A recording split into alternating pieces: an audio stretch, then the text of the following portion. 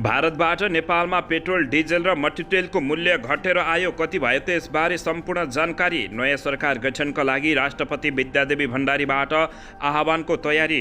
नयाँ दलको आगमनले चुनौती खडा भयो। गम्भीरतापूर्वक सोच्न नेकपा माओवादी केन्द्रका महासचिव देव गुरुङको भनाई।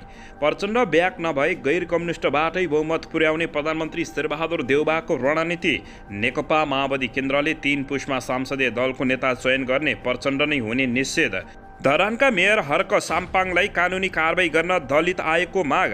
राष्ट्रिय राजनीतिमा गुम्यो उपेन्द्र यादव र महन्त ठाकुरको पहल कदमी किन भयो त यस्तो, यसबारे सम्पूर्ण जानकारी।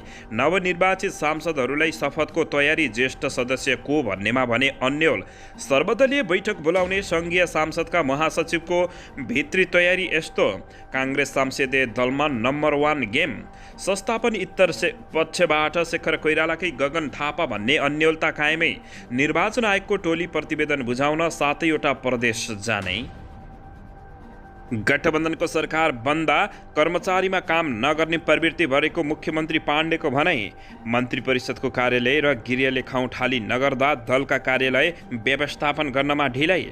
प्रदेश नम्बर 1 मा सरकार गठनको निर्णायक स्थानमा जसपाकी एक्ली सांसद निर्मला के छ त यसबारे सम्पूर्ण जानकारी।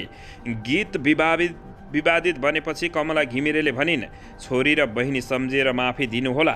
सिंहदरबारमा बढ्यो चहलपहल। क्यान्टिनदेखि चौरसम्म दलका कार्यकर्ताको भिड। र मधेस सरकार गठनमा अप्ठ्यारो। गठबन्धनको बहुमत नपुग्दा मुख्यमन्त्रीमै 4 दलको दाबी। मङ्सिरमा 60 जना चालकको लाइसेन्स निलम्बित।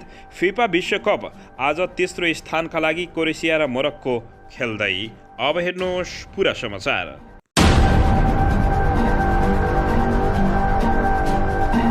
दर्शक महानुभावहरू नमस्कार। नेपाली न्युज टिभीको न्युज बुलेटिन खबरमा यहाँहरूलाई हार्दिक स्वागत छ।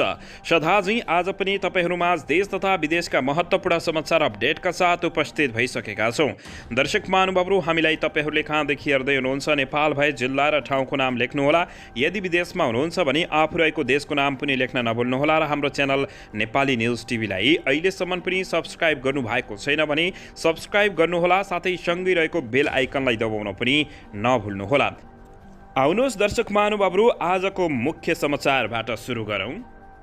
दर्शकबिन, भारतीय आयल कर्पोरेसन आइओसीले आज इन्धनको मूल्य घटाएर नयाँ सूची पठाएसँगै नेपाल आयल निगमले इन्धनको मूल्य घटाएको छ। आज राति 12 बजेदेखि लागू हुने गरी पेट्रोल, डिजेल र मट्टितेलको मूल्य प्रति लिटर 3 रुपियाँ घटाएको निगमका प्रवक्ता विनितमणि उपाध्यायले जानकारी दिएका छन्।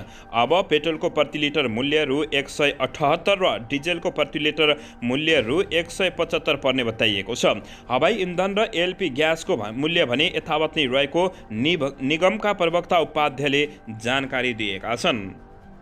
दर्शकबिन, यसैबीच यता राष्ट्रपति विद्यादेवी भण्डारीले नयाँ सरकार गठनका लागि राजनीतिक दलहरूलाई बहुमत लिएर आउन आह्वान गर्ने तयारी गरिरहँदा दलहरू आन्तरिक र बहुपक्षीय छलफलमा जुटेका छन्। निर्वाचन आयोगले प्रतिनिधि सभामा निर्वाचित सदस्यहरूको विवरण राष्ट्रपति विद्यादेवी भण्डारी समक्ष पेश गरेपछि उनीहरू परामर्शमा रहेका हुन्।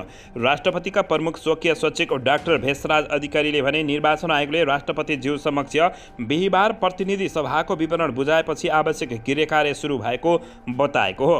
उहाँ परामर्श गर्दै हुनुहुन्छ। शनिबार बिदा छ, त्यसैले कार्यालय खुलेको दिन राष्ट्रपति ज्यूबाट सरकार गठनका लागि आह्वान हुन सक्ने बताइएको छ। प्रमुख स्वकीय सचिव अधिकारीले प्रतिनिधि सभामा कुनै दलको एकल बहुमत नभएकाले 2 वा 2 भन्दा बढी दललाई बहुमत पुर्याउन आह्वान गर्ने सम्भावना रहेको समेत बताएका छन्। यसको तयारी भइरहेको जानकारी उनले दिएका हुन्।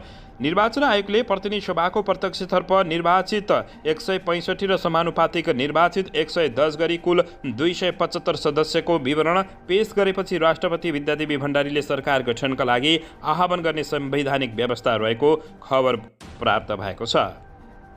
दर्शकबिन, यसैबीच यता नेकपा माओवादी केन्द्रका महासचिव देव गुरुङले राजनीतिक स्वार्थलाई त्यागेर राष्ट्रिय मुद्दाको विषयमा दलितबीच सम्झौता र सहमति आवश्यक रहेको बताएका छन्। सञ्चार डबलीद्वारा शुक्रबारमा आयोजित हुम्ला जिल्लाबाट निर्वाचित प्रतिनिधि सभा सदस्यलाई बधाई तथा शुभकामना कार्यक्रममा उनले नयाँ दलको आगमनले अरू दलका लागि निकै ठूलो चुनौती खडा भएकाले सबै दलले गम्भीरतापूर्वक सोच्न जरुरी रहेको बताएका छन्। उनले राष्ट्रिय मुद्दाको विषयमा सम्झौता र सहमति सहमति गरी एकबद्धता हुन आवश्यक रहेको उल्लेख गर्दै महासचिव देव गुरुङले हुम्ला जिल्लाको समग्र आर्थिक समुन्नतिका लागि कृषि पशुपालन जडीबुटीको सम्भावना उच्च रहेकाले पूर्वाधारको विकासमा ध्यान दिनुपर्ने जोड दिएका छन्। कार्यक्रममा प्रतिनिधि सभा सदस्य छिरिङ डम्बु लामा भोटेले दुर्गम जिल्लामा हुम्लामा लुकेका पर्यटकीय गन्तव्यलाई पहिचान गरी पशुपालन जडीबुटी लगायत जिल्लाको समग्र विकासका लागि जिम्मेवारी वहन गर्नेमा प्रतिबद्धता व्यक्त गरोस् भनेर गरेको समेत जानकारी दिएका छन्। दर्शकबिन यसैबीच यता नेकपा माओवादी केन्द्रले पुस 3 गते संसदीय दलको नेता चयन गर्ने बताएको छ। प्रचण्ड हुने निश्चित जथै देखिएको हो। नेकपा माओवादी केन्द्रले संसदीय दलको नेतामा पुस 3 मा चयन गर्ने बताएको हो। निर्वाचन आयोगले समानुपातिक निर्वाचन प्रणालीबाट निर्वाचित भएका सांसदलाई 3 पुसमा नै प्रमाणपत्र दिने भएपछि नेकपा माओवादी केन्द्रले सोही दिन यो प्रक्रिया सुरु गर्न लागेको छ। नेकपा माओवादी केन्द्रमा यसका लागि कुनै चुनाव भने हुने छैन। अहिलेसम्म संसदीय दलको नेतामा नेकपा माओवादी केन्द्रका अध्यक्ष पुष्पकमल दाहाल प्रचण्डप्रति कुनै विमति नदेखिएको हो। त्यसैले प्रचण्ड नै संसदीय दलको नेता हुने जस्तै निश्चित देखिएको छ। नेकपा माओवादी केन्द्रका 32 जना सांसद मध्ये 18 जनाले प्रत्यक्षमा निर्वाचित जितेका हुन् भने 14 जना समानुपातिक प्रक्रियाबाट छानिएर आएका छन्। दर्शकबिन यसैबीच यता धरान उपमहानगरपालिकाका मेयर हर्क साम्पाङ राईलाई कानुन बमोजिम कारबाही गर्न राष्ट्रिय दलित आयोगले माग गरेको छ। मेयर राईले दलित समुदायमाथि आँच आउने अभिव्यक्ति दिएको भन्दै आयोगका अध्यक्ष देवराज विश्वकर्माले आवश्यक कारबाहीका लागि गृह मन्त्रालयले पत्रचार गरेका छन्।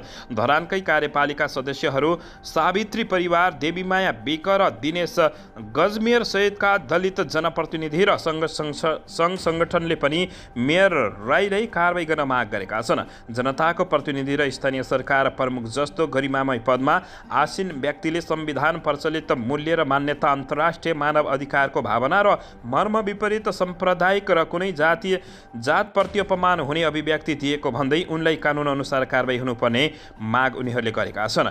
मेयर राईले फेसबुकमा मङ्सिर 27 गते दलित समुदायको चमार जातिमाथि चोट पुग्ने गरी अभिव्यक्ति दिएको समेत उनीहरूको आरोप रहेको छ। दर्शकबिन यसैबीच यता संसदीय सचिवालयले नवनिर्वाचित प्रतिनिधि सभा सदस्यहरूको शपथ गराउने तयारी थालेको छ। निर्वाचन आयोगले चुनावी मतपरिणाम सहितको प्रतिवेदन अस्ति राष्ट्रपति विद्यादेवी भण्डारी समक्ष बुझाएपछि सङ्घीय सांसद सचिवालयले शपथको तयारी थालेको छ। चुनावको नतिजा सार्वजनिक भएको 30 दिनभित्र संसदीय बैठक आह्वान गर्नुपर्ने संवैधानिक व्यवस्था रहेको छ। संविधानको धारा 93 को उपधारा 1 अनुसार राष्ट्रपतिले प्रतिनिधि सभा चुनावको अन्तिम मतपरिणाम घोषणा भएको मितिले 30 दिनभित्र सङ्घीय सांसदको अधिवेशन आह्वान गर्नुपर्ने हुन्छ। सङ्घीय संसद बैठकमा सहभागी हुनु अघि नवनिर्वाचित सांसदहरूले पद तथा गोपनीयताको शपथ लिनुपर्ने हुन्छ। निर्वाचित भएर आएका ज्येष्ठ सदस्यले राष्ट्रपतिबाट शपथ लिएपछि उनीहरूले अरू सदस्यलाई पद तथा गोपनीयताको शपथ गराउने संवैधानिक व्यवस्था रहेको छ। सङ्घीय सांसद सचिवालयले नवनिर्वाचित ज्येष्ठ सांसदको जन्ममिति खुल्ने कागजात सहितको विवरण बुझाउन निर्वाचन आयोगलाई पत्रचार गरिसकेको छ। निर्वाचन आयोगले सचिवालयमा बुझाएको नवनिर्वाचित सांसदहरूमध्ये ज्येष्ठ सदस्य को हो भन्नेमा स्पष्ट उमेर खुल्ने आधार नभएकाले उमेर खुलाएर पठाउन सचिवालयले निर्वाचन आयोगलाई पत्रचार गरेको छ। राजनीतिक दलले निर्वाचन आयोगमा बुझाएको विवरण अनुसार 3 जना सांसदको उमेर 80 वर्ष र 1 सांसदको उमेर 85 वर्ष पुगेको छ। लोकतान्त्रिक समाजवादी पार्टीका अध्यक्ष महन्त ठाकुर, राष्ट्रिय जनमोर्चाका अध्यक्ष चित्रबहादुर केसी र राप्रपाका पशुपति शमशेर जबराको उमेर 80 वर्ष पुगेको निर्वाचन आयोगको विवरणमा उल्लेख गरिएको छ। उमेरका हिसाबले 3 जनामध्ये केसी ज्येष्ठ सदस्य हुनुहुन्छ। निर्वाचन आयोगको विवरण अनुसार महेन्द्र राय यादवको उमेर 85 वर्ष पुगेको छ, तर निर्वाचन आयोगले पठाएको विवरण र यादवको नागरिकताको उमेर भने बाजिएको छ। यादवले नागरिकता बनाउँदा आफ्नो उमेर बढाइएको बताएका छन्। यसअघि 2074 सालको प्रतिनिधि सभामा पनि यादव उपस्थित नभएपछि महन्त ठाकुरले ज्येष्ठ सदस्यको हैसियतमा सांसदको पद तथा गोपनीयताको शपथ खुवाएका हुन्। दर्शकबिन नवनिर्वाचित सांसदहरूलाई शपथको तयारी गरिएको छ भने ज्येष्ठ सदस्यको को भन्नेमा अन्यल बढेको छ। दर्शकबिन यसैबीच यता सङ्घीय सांसद सचिवालयका महासचिव भरतराज गौतमले सर्वदलीय बैठक बोलाउने तयारी गरेका छन्। प्रत्यक्ष निर्वाचित र समानुपातिक निर्वाचन प्रणालीबाट निर्वाचित प्रतिनिधि सभा सदस्यहरूको टुङ्गो लागिसकेको छ, तर निर्वाचन आयोगले समानुपातिक सांसदलाई निर्वाचित भएको प्रमाणपत्र पुस 3 गते दिने तयारी गरेको छ। प्रत्यक्ष र समानुपातिकका सांसदले निर्वाचित भएको प्रमाणपत्र पाइसके लगत्तै सर्वदलीय बैठक बोलाउने तयारी सांसदका महासचिव गौतमको रहेको छ। उनका अनुसार निर्वाचन आयोगले निर्वाचित सांसदहरूको लिस्ट सांसद सचिवालयलाई पनि पठाएको छ। अब निर्वाचित सांसदहरूमध्ये ज्येष्ठ सदस्य तय गरेर सांसद सचिवालयले राष्ट्रपति कार्यालयलाई लेख्नुपर्छ। सांसद सचिवालयको पत्र अनुसार राष्ट्रपतिले ज्येष्ठ सदस्यलाई शपथ खुवाउनेछन् भने राष्ट्रपतिबाट शपथ खाएका ज्येष्ठ सदस्यले बाँकी 274 प्रतिनिधि सभा सदस्यलाई शपथ खुवाउने चलन रहेको छ। शपथको तयारी लगायत सन्दर्भमा छलफल गर्न सांसदका महासचिव गौतमले सर्वदलीय बैठक बोलाउने तयारी गरेका हुन्। दलको सहमतिका आधारमा शपथको मिति तय गरिने महासचिव गौतमले जानकारी दिएका छन्। प्रतिनिधि सभामा 12 दलको प्रतिनिधित्व रहेको छ। राष्ट्रिय दलका रूपमा काङ्ग्रेस, नेकपा एमाले, माओवादी केन्द्र, जनता समाजवादी पार्टी, जसपा, राष्ट्रिय प्रजातन्त्र पार्टी, राप्रपा, राष्ट्रिय स्वतन्त्र पार्टी, राष्ट्रिय स्वतन्त्र पार्टी र जनमत पार्टी रहेका छन्। दर्शकबिन यसैबीच यता काङ्ग्रेसमा संसदीय दलमा नम्बर 1 गेम चलेको छ। संस्थापनेतर पक्षबाट शेखर कोइरालाकी गगन थापा भनेर यति बेला निकै आवाज उठेको छ। नेपाली काङ्ग्रेसका महामन्त्री गगन कुमार थापा आफूलाई भावी प्रधानमन्त्रीका रूपमा प्रस्तुत गरेर प्रतिनिधि सभा निर्वाचनमा होमिएका हुन्। उनी चित परिचित प्रतिद्वन्दी नेकपा एमाले नेता डाक्टर राजन भट्टराईलाई झन्डै 7,500 मतान्तरले हराउँदै प्रतिनिधि सभा सदस्यमा विजय भएका हुन्। दर्शकबिन निर्वाचन आयोगले मङ्सिर 4 मा सम्पन्न प्रतिनिधि सभा र प्रदेशसभा निर्वाचनको अन्तिम मतपरिणामको प्रतिवेदन बिहीबार नै राष्ट्रपति विद्यादेवी भण्डारी समक्ष बुझाएपछि निर्वाचन आयोगले निर्वाचनको अन्तिम मतपरिणाम बारे उपराष्ट्रपति नन्दबहादुर पुन र प्रधानमन्त्री शेरबहादुर देउवालाई पनि औपचारिक रूपमै जानकारी गराइसकेको छ। यसैबीच संविधानले प्रतिनिधि सभाको अन्तिम मतपरिणाम घोषणा भएको 30 दिनभित्र प्रधानमन्त्री नियुक्त हुनुपर्ने व्यवस्था गरेको छ। सोही व्यवस्था बमोजिम अब राष्ट्रपतिबाट कोही दिनमा दलहरूलाई सरकार गठनका लागि आह्वान हुने रहेको छ।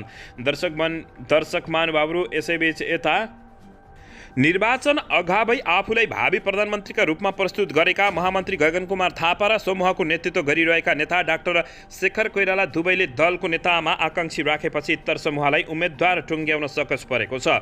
इत्तर समूहका नेताहरू दलको नेताका लागि सभापति देउबा विरुद्ध डाक्टर शेखर कोइराला र महामन्त्री गगन कुमार थापा मध्ये कुनै एकजनाले अगाडि सार्न प्रयासरत छन्। इत्तर समूह वा निकट समानुपातिक तर्फका प्रतिनिधि सभा सदस्य समेत रहेका सहमहामन्त्री जीवन परिवार दलको नेताका लागि कसैलाई अघि सार्ने भन्ने विषयमा छलफल जारी रहेको बताइरहेका छन्। उनका अनुसार डाक्टर कोइराला र महामन्त्री थापा मध्ये कुनै एकजना दलको नेताका लागि प्रतिस्पर्धामा उत्रिने बताइएको छ। दलको नेतामा कसले जिम्मेवारी दिने भन्नेमा टुङ्गो लागिसकेको छैन। हामी छलफलमै छौँ, सह महामन्त्री परिवारले भनेका छन्। शेखर डाक्टर साहब र गगनजी मध्ये कुनै एकजना उम्मेद्वार बन्नुहुन्छ, अहिले नै को उम्मेद्वार बन्नुहुन्छ भन्ने अवस्था नरहेको भनेपछि नेता गगन कुमार थापालाई झड्का लागेको छ। दर्शकबिन यसैबीच आउनुहोस् अर्को समाचारतर्फ लागौँ। कतारमा जारी 22औं फिफा विश्वकपमा आज क्रोएसिया मोरक्को बीच खेल हुने भएको छ। सेमिफाइनलमा पराजित भएका यी दुवै राष्ट्रले तेस्रो स्थानका लागि आज खेल्न लागेका हुन्। खेल राति 8:45 खलिफा स्टेडियममा हुने बताइएको छ। क्रोएसिया सेमिफाइनलमा अर्जेन्टिनासँग 3-0ले पराजित भएपछि मोरक्कोसँग भेट भएको हो। सेमिफाइनलमा मोरक्को भने फ्रान्ससँग 2-0ले पराजित भएको थियो।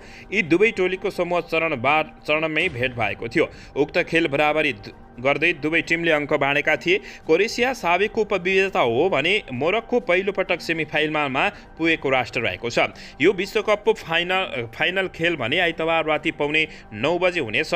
फाइनलमा साबिक विजेता फ्रान्स र पूर्व विजेता अर्जेन्टिना प्रतिस्पर्धा गर्ने भएका छन्। दर्शक महानुभावहरू, तपाईहरू कसको फ्यान हुनुहुन्छ? फ्रान्स र पूर्व विजेता अर्जेन्टिनाको फ्यान हुनुहुन्छ या फ्रान्स या अर्जेन्टिनाको? तपाईहरूले अवश्य पनि मनमा लागेको प्रतिक्रिया दिन नभुल्नुहोला। अर्थात् दर्शक महानुभावहरू, तपाईहरूले कसले जित्तोस् भन्ने चाहनुहुन्छ, टिमको नाम पनि लेख्न नभुल्नुहोला। दर्शकबिन यसैबीच यता काठमाडौँ उपत्यकाका ट्राफिक प्रहरी कार्यालयले मङ्सिर महिनामा मात्रै 60वटा सवारी चालक अनुमति पत्रलाई निलम्बनको लागि यातायात व्यवस्था विभाग पठाएको छ। सवारी तथा यातायात व्यवस्था ऐन 2049 र नियमावली 2054 बमोजिम चालकले पालना गर्नुपर्ने शर्त तथा नियमहरू 5 पटकभन्दा बढी उल्लङ्घन गरेको पाइएकाले सोही ऐनको परिप्रेक्ष्य 4 को दफा 60 बमोजिम सवारी चालक अनुमति पत्र निलम्बनका लागि यातायात व्यवस्था विभाग पठाइएको काठमाडौँ उपत्यका ट्राफिक प्रहरी कार्यालय महाशाखा पदका प्रवक्ता एवं प्रहरी वरिष्ठ उपरीक्षक राजेन्द्र प्रसाद भट्टले जानकारी दिएका छन्। निलम्बनका लागि पठाइएका सबैभन्दा धेरै कारबाहीमा 1 जना 44 पटक 35 पटक कारबाही र 1 जना 24 पटक परेका 3 जना र 14 पटक परेका 1 जना र 12 पटक परेका 7 जना, 7 पटक परेका 2 जना र 6 पटक कारबाहीमा परेका 45 जना गरी जम्मा 60 जना सवारी चालक अनुमति पत्र निलम्बनको लागि यातायात व्यवस्था विभाग पठाइएको खबर प्राप्त भएको छ। उनीहरूले सवारी तथा यातायात व्यवस्थाको ऐनको दफा 164 को उपदफा 1 बमोजिम कसुर गरेको पाइएको थियो। ट्राफिक नियम उल्लङ्घन गरिरहने चालकहरूबाट नै सवारी दुर्घटना भएको तथ्याङ्कले समेत देखाएपछि उनीहरूलाई कारबाही गरिएको हो। सवारी दुर्घटनामा परेका अधिकांश सवारी चालक यस अघि पनि पटक पटक कारबाहीमा परेको समेत काठमाडौँ उपत्यका ट्राफिक प्रहरी कार्यालयले जानकारी दिएको छ। दर्शकबिन यो ट्राफिक प्रहरीको यो कदमलाई तपाईहरु के भन्न चाहनुहुन्छ? अवश्य पनि राम्रो भए राम्रो र राम्रो नभए नराम्रो भनेर कमेन्ट बक्समा कमेन्ट गर्नुहोला। दर्शकबिन यसैबीच यता सिंहदरबारमा राज्यको नीति निर्माण गर्ने मुख्य थलो हो। प्रधानमन्त्रीदेखि सभामुख, उपसभामुख र मन्त्रीहरूले यहाँबाट राजनीतिक र प्रशासनिक गतिविधि अगाडि बढाउँछन्। उनीहरूको काम कर्मचारीले साथ दिन्छन्। जनताले मत दिएर जिताएर पठाएका जनप्रतिनिधि सांसदहरूले कानुन विधि र नियम बनाउँछन्। देशको कार्यकारी प्रमुख प्रधानमन्त्री समेत छान्छन्। सेवागरै भन्दा पनि नीति निर्माण गर्ने थलो भएकाले सिंहदरबारमा प्रवेश गर्न सबैलाई त्यति सहज छैन, तर दलका नेता कार्यकर्ताले सहजै प्रवेश पाउने गरेको देखिएको छ। सांसद, मन्त्री, सुरक्षाकर्मीदेखि कर्मचारीहरू हुने भएकाले सिंहदरबारमा अन्य ठाउँमा जस्तो भिडभाड जस्तो देखिँदैन, तर जनताका समस्या गुनासा लिएर मन्त्रालय विभागदेखि मन्त्रीलाई भनसुन गर्न आउने सङ्ख्या बेलुका कार्यालय बन्द नहुँदासम्म जारी हुने देखिएको छ। त्यही सिंहदरबारमा भदौ यता सुनसान थियो। कर्मचारी, सुरक्षाकर्मी र केही मन्त्री बाहेक सिंहदरबारमा खासै मानिसहरू गएका थिएनन्। भदौमा प्रतिनिधि सभा र प्रदेश सभा चुनावको मिति तोकिएपछि राजनीतिक दलका नेताहरू सिंहदरबारमा जान पाएनन्। 23 असोजमा उम्मेद्वार दर्ता गरेपछि निर्वाचन क्षेत्रमा जनतासँग मत माग्न खटिएका हुन्। 4 मङ्सिरको प्रतिनिधि सभामा चुनावबाट नयाँ जनप्रतिनिधि चुनिएका छन् भने उनी सांसदहरूले छान्नेछन्। राष्ट्र प्रमुखदेखि कार्यालयदेखि प्रधानमन्त्री संसद भवन निर्माण कार्य भइरहेकाले सिंहदरबारभित्र संसद बैठक बस्दैन, तर संसदीय दलका कार्यालयहरू सिंहदरबारभित्रै छन्। दर्शक महानुभावहरू, यति बेला सिंहदरबारमा निकै चहल पहल बढेको छ। क्यान्टिनदेखि चौरसम्म दलका कार्यकर्ता तथा नेताहरूले भिडभाड गरिरहेका छन्। दर्शक महानुभावहरू, यसको बारेमा तपाईहरूले मनमा लागेको प्रतिक्रिया दिन नभुल्नुहोला। दर्शकबिन यसैबीच आउनुहोस् अर्को समाचारतर्फ लागौँ। बालगायिका कमला घिमिरेले आफ्नो पछिल्लो लाइभ दोहोरी गीत विवादास्पद र आलोचित बनेपछि माफी मागेकी छिन्। सुमन परिवारसँग मिलेर गाएको उक्त गीत अहिले सामाजिक सञ्जालमा विवादले घेरिएको छ। जबरजस्ती करणीका हालैका 2 घटनालाई व्यङ्ग्य गर्दै गराइएको उक्त गीतले पीडितलाई थप पीडा थप्ने किसिमले कम्पोज भएको आरोप कतिपयको रहेको छ। फेसबुक मार्फत गायिका कमला घिमिरेले बहिनी र छोरी सम्झेर आफूलाई माफी दिन आग्रह गरेकी छिन्। उनी लेख्छिन्, कुनै प्लान गरेर डलरकै लागि भनेर सोचेर सम्झेर स्क्रिप्ट तयार पारेर वा कसैलाई बर्बाद नै गर्ने गरी बनाइएको गीत नभएको उनले बताएकी छिन्। उक्त गीत आफ्नै रचनामा गाएको पनि उनले स्वीकार गरेकी छिन्। कतिपय दोहोरी कलाकारले उक्त गीतको स्क्रिप्ट अरू कसैले लेखेको हुन सक्ने समेत अनुमान गरेका थिए। उनीले भनेकी छिन्, यसबाट पर्न गएको असरप्रति हृदयदेखि माफी माग्न चाहन्छु। सानी बहिनी सम्झेर माफ गरिदिनु होला। आइन्दा यस्तो गल्ती हुने छैन। अब उपरान्त गीत गाउँदा एकदम ख्याल राख्नेछु। सधैँ हजुरकै प्रिय बन्ने पाऊँ, गीत सङ्गीत सँगै रम्न पाऊँ, कहिले कतै बिराएछु भन्ने सल्लाह सुझाव दिँदै गर्नुहोला है भनेर उनले फेसबुक सञ्जालमा लेखेकी छिन्। दर्शक महानुभावहरू, उनले पलसाहा काण्ड र सन्दीप काण्डलाई लक्षित गरेर 10 लाख रुपियाँ लिएर तलतिर जाउँ भन्ने गीत समेत उनले गाएपछि उनी आलोचनामा परेकी हुन्।